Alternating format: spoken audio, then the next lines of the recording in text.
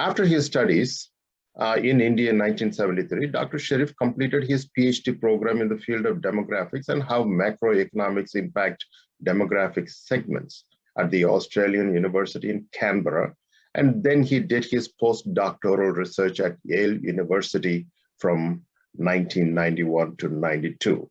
His research has contributed substantially in the areas of child development, gender gap, child health within the intra-household dynamics, and malnutrition through anthropometric data analysis. Maternal health utilization, both in India and in many other developing countries, were also heavily influenced by his research. The India Today magazine honored him with a cover story about the faces of millennium economist in January 2000 issue. He was one of Outlook magazine's the 25 alternative power list for the level of impact his research has had on government policies around the world. Dr. Sharif has published 8 books and over 50 research articles. His studies have been quoted in many public discussions on various television channels and publications such as Hindustan Times, the New York Times, The Economist, Financial Times of London, Le Monde of Paris, and Washington Post here in DC. Dr. Sharif was appointed by Prime Minister Manmohan Singh of India in March 2005 to author a report on how the macroeconomic policies of his government was reaching the Muslim population in India through a commission his government set up called the Sachar Commission. From 1994 to 2011, Dr. Sharif was a chief economist at the National Council of Applied Economic Research in New Delhi. He also worked as senior research fellow at the Food Policy Research Institute here in Washington, D.C. between 2008 and 10. Since 2011, for the last 12 years, he has been the president and the chief research scholar at the U.S.-India Policy Institute in Washington, D.C. I would like to welcome him to the show. Let me ask Dr. Sharif, there is a level of labor, there are several labor issues in South Asia, particularly in the export industries in countries like Pakistan, Bangladesh, Sri Lanka, and of course, India. Most of these products from the export industry end up in the US market. Some of those products are manufactured by child labor. Of course, we have some laws to check that. But one of the areas that has not received any attention is the discrimination of their labor policies on how they employ different segments of their population, like for example, the tribal population or religious minority populations. Like in Pakistan, for example, if you look at, you have Hindus and Christians in Pakistan are excluded from well-paying jobs, particularly in the export industry. And the same thing you can say in Bangladesh, where the Hindus and Christians get kind of pushed to the lower rings of the company, like janitorial work or anything, if at all they hire them. Otherwise, they don't get even that. But in India, you have the Muslim population in some of the concentrated areas where the Muslim population is concentrated areas. You have the same problem. So let's talk about what do you think this kind of problems that's taking place in countries like in South Asia, including Sri Lanka, of course. How prevalent are these problems in those countries, you think? John, thank you very much for that elaborate introduction. Just to add a footnote to who I am, I'm basically a field worker. I am a data collector. I used to be a data collector, data generator, analyst, and publication. So I have done all India level national surveys in India. In fact, I am the author, and it's published by Oxford University Press, the first human development report for India, even before the government of India published their own version of human development report.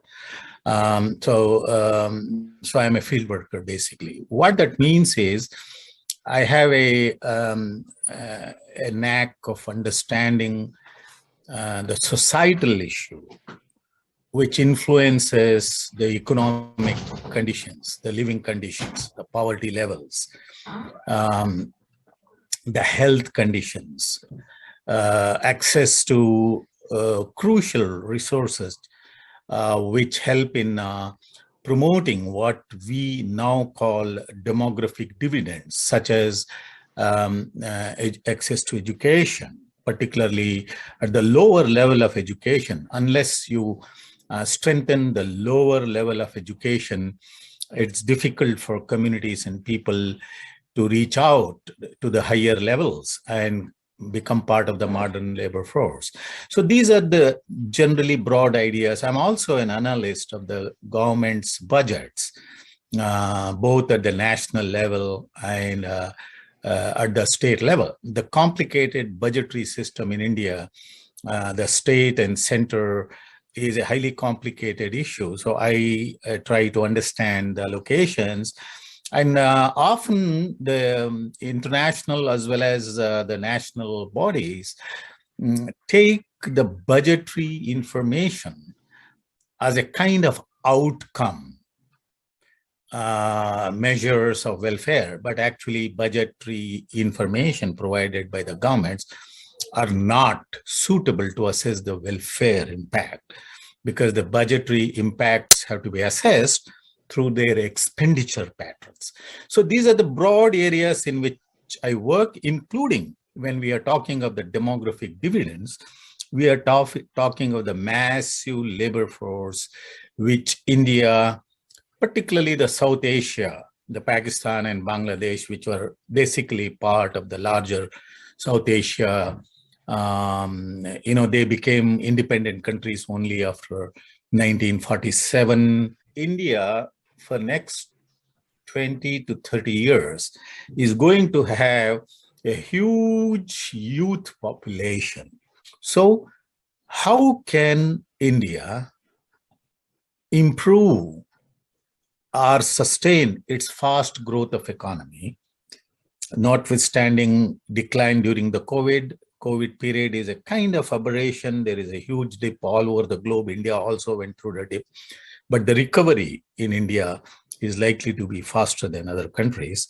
So when all this is happening, what is happening to the people? What is happening to the people's income? What is happening to unemployment and employment? 85% of total India's labor force is employed in small, unorganized sectors. It is not even possible to know how many people in India are employed, adequately employed. There is no data. And that's one of the reasons that the government did not have any statistics on how many people were displaced internally during the COVID, I understand. Exactly. The government had no data. How many people lost their jobs? How many people were migrant workers from within the country? Yeah, it is not the issue of no data. It doesn't want to collect that data. It doesn't want to know.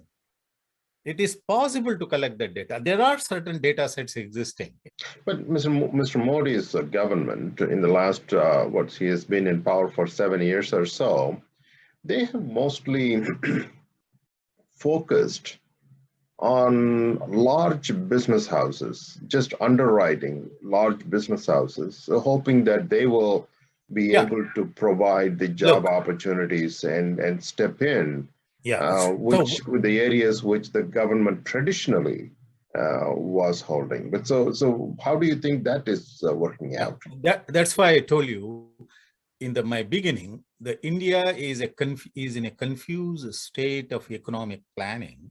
It is the private sector which is considered as the the competitive edge. And that is where this government is leaning towards promoting huge, massive corporates. Most of these massive corporates in India are monopolistic. I don't want to take the names of these companies. That's not important to me. But so you create monopolistic tycoons who most likely are going to, and they're not going to create employment. And not only the government is encouraging monopoly, but they are also encouraging the monopoly from particular regions of the country or particular state, whereas Exactly. the other businessmen are being ignored from other parts of the. So that is creating another. There is an imbalance. There is an imbalance, and there is a favoritism. There is a bias, and there are kickbacks. If you look at what America did in vis-a-vis China, recently there was a bill that was passed by the Congress that restricted American companies from employing forced labor in China, and then it had some ban on using body parts like hair products from a particular region because it came to the knowledge of the international community that the Chinese government was using the hair product from slave labor of Uyghurs in certain parts of China. So, but there are no such laws to verify or to discourage such practices in South Asia, generally speaking, Pakistan, Bangladesh, in India, Sri Lanka.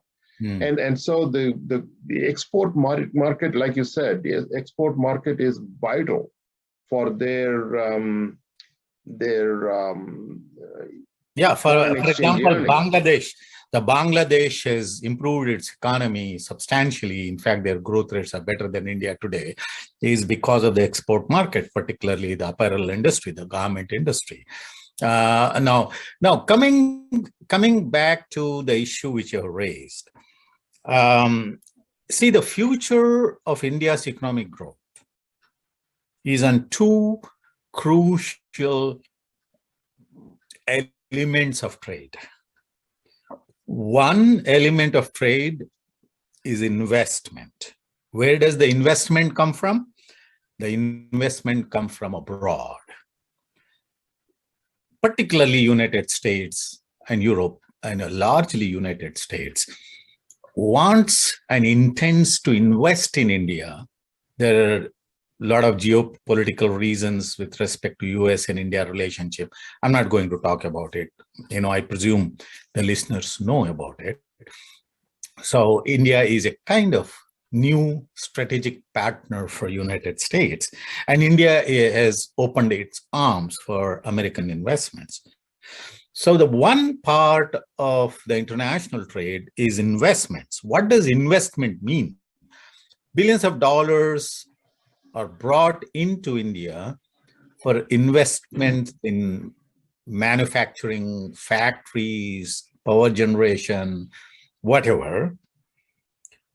But when it say the FDI or FII, which our Prime Minister so famously, proudly says that we have more recently, he has improved these FDI and FIA investments. What it means is the investments brings along with its dollars the technology. And where that technology partnerships are developing, it is developing with the private sector, which is okay. But it is India's problem that private sector are few tycoons. But technology can be people's friendly also. So one of the things is that the American investments, if they are sensitive to the small scale industry, if they are sensitive, it should be distributed not only in Gujarat or Maharashtra, where there are tax concessions given by the state government, but a kind of intelligent distribution, get into Odisha, get into Tamil Nadu, get into Kashmir, get into Assam, distributed Madhya Pradesh, there has to be a distribution, but there has to be an investment policy which United States as a government who supports investments, and the American corporate sectors who want to invest in India has to be aware of. What kind of investment, where to investment? I'll give you a little bit of elaboration later. So that is one part of the trade. The second part of the trade is, once you manufacture goods and services, you physically, either through the IT mechanism, most of the services are exported through the internet, or physically carry goods, move goods from our ports to other ports in, say, United States and US. There is an export.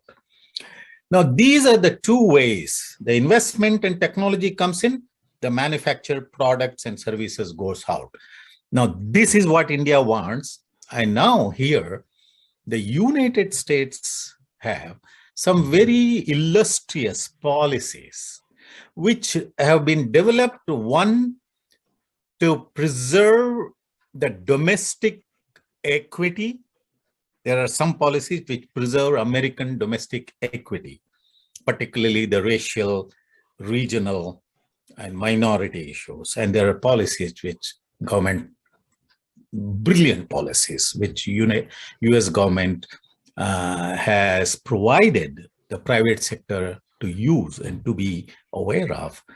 So the United States has given a policy environment for the American corporate sector to be sensitive, to see that the minorities, particularly the Black community and the Hispanics and the minorities who are basically the migrants from outside, they can be from any country, but they are minorities, should be included.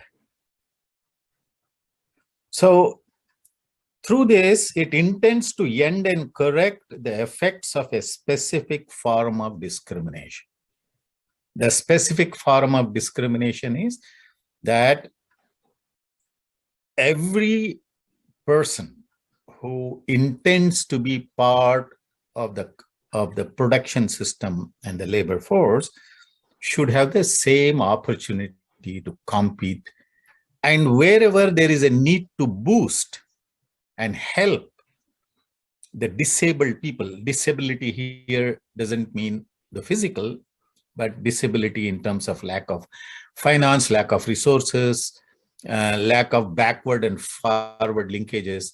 And the United States government promotes that kind of policy to ensure that all have equal access to the benefits of growth in United States.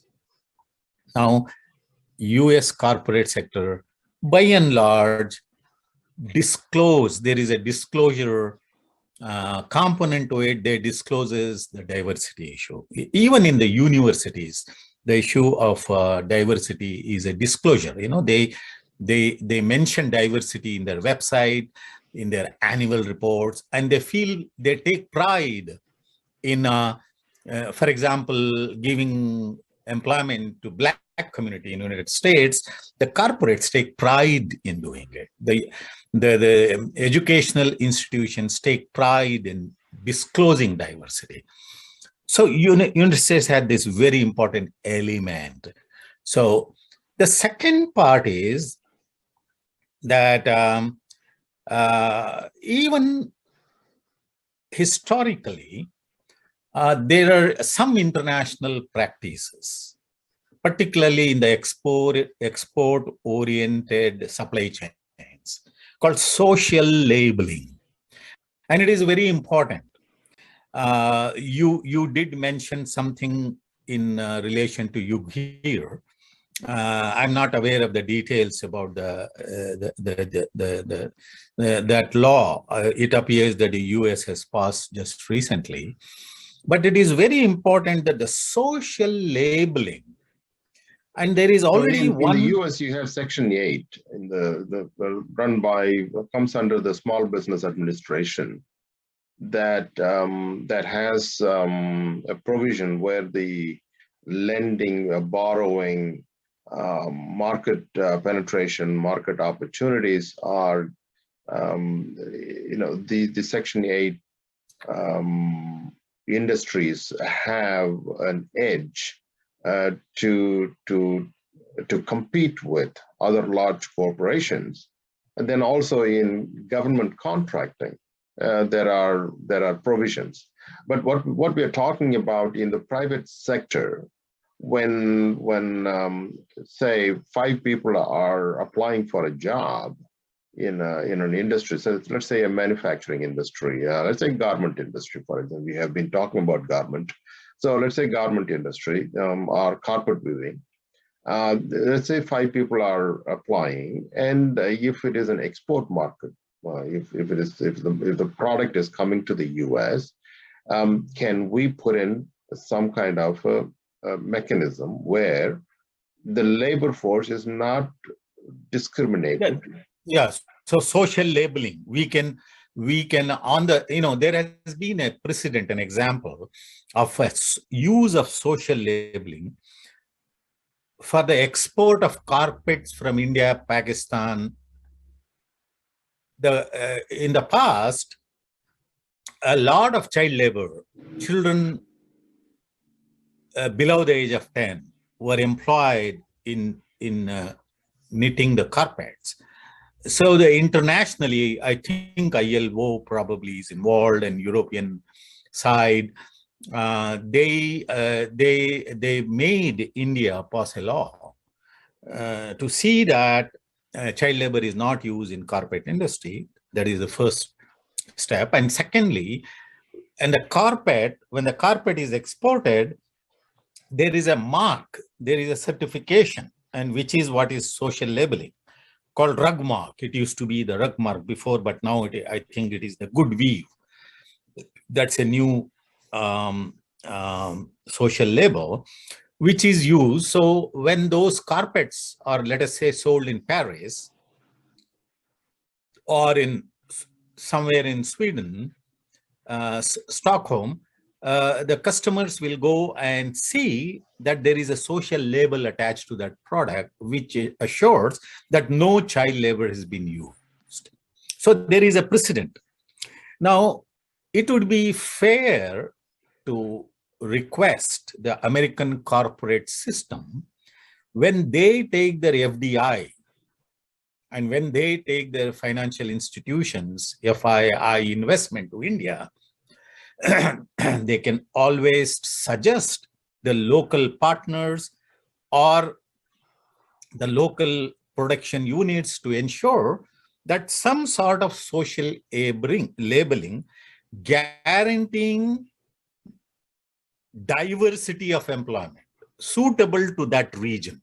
For example, if it is the state of, let us say, Maharashtra, if there are, let us say, $100 billion worth of investment is going from United States to manufacture certain products in Maharashtra, let us say in Satara district of Maharashtra, then the good practice, the best practice of the American system can be a social label that the fair practice has been used in the manufacturing of these export goods, ensuring diversity of labor force of Maharashtra. It is a statement which can be converted. One can think about how to convert that into a social label, which only says that while production of that manufactured good, which will be exported, the production companies have ensured unbiased employment of labor force.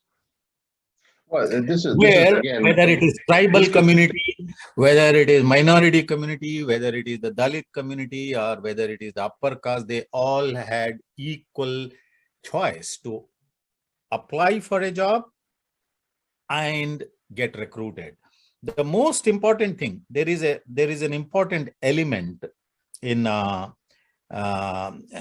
there is also a concept of the institutional mechanism through which these policies are implemented in USA is called Equal Opportunity Commission.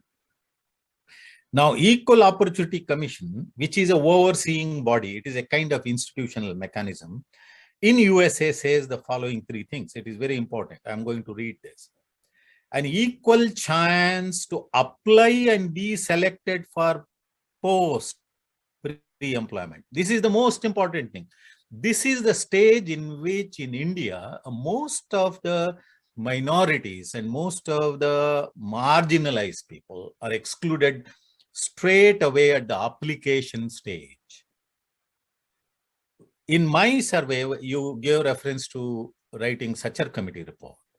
During that period, I engaged the high officials in the banking sector, particularly the Reserve Bank of India, to find out whether the lending policies in India were fair, were unbiased.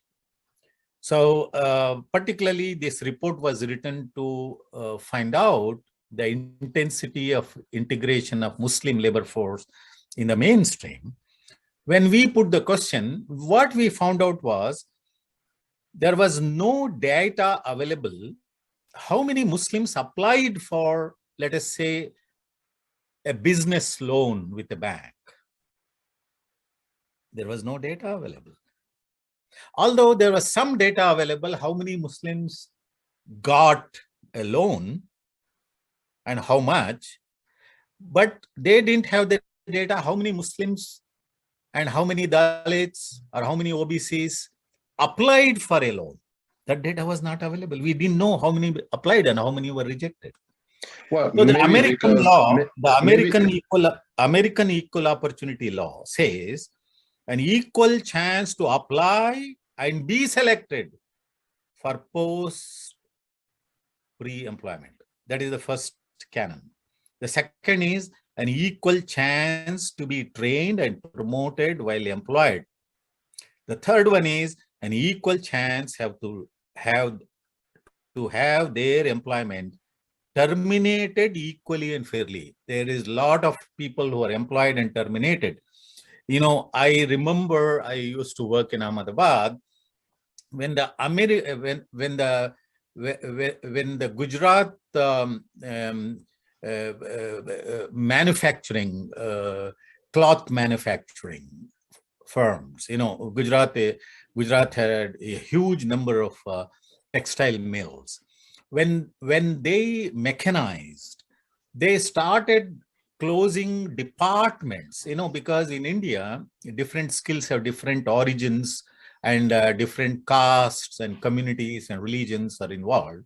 So what we found out is the mechanization process started from those sectors where huge number of low caste and Muslims were employed, and those are the departments which were closed first. So there was a discriminatory practice in terminating also.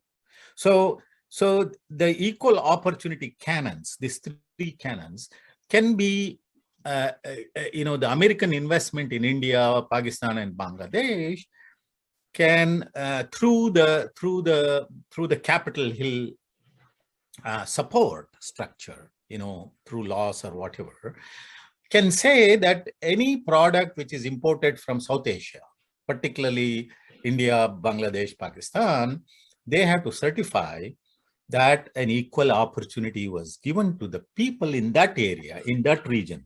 It could be a state, or it could be a district also.